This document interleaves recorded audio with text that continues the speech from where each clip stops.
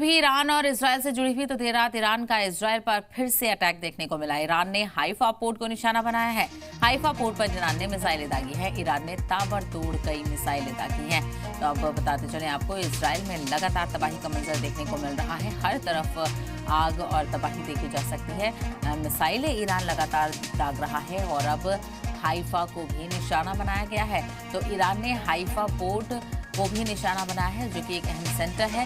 Haifa port पर Iran ने मिसाइलें दागी हैं। ईरान ने ताबड़तोड़ कई मिसाइलें दागी। हालांकि ईरान की तरफ से ये वाजे कर दिया गया था कि ईरान किसी भी कीमत पर अब इजराइल को नहीं छोड़ेगा और उसके रिहायशी इलाकों को और अहम सेंटर्स को निशाना बनाया जाएगा। इससे पहले वजारत दिफा के हेडक्वार्टर पर भी ईरान की तरफ से हमला किया गया था और अब हाइफा पोर्ट को भी ईरान ने निशाने पर ले लिया है। तो ईरान ने हाइफा पोर्ट को निशाना बनाया और हाइफा पोर्ट पर ईरानी मिसाइलें देखने को मिली। ईरानी मिसाइलें गिरी।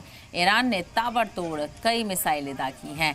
तो इजराइल पर लगातार हमले देखने को मिल रहे हैं। ईरान की तरफ से खबरदार किया गया है कि इजराइल ने जिस तरह से जारहियत दिखाई है, हमले किए हैं, अब उसके संगीन नतायज इजराइल को भुगतने होंगे और जिसका असर देखा जा सकता है। ऐसे में देखना बेहद अहम होगा कि अब ये कशीदगी किस तरह से आगे बढ़ती हुई नजर आती है।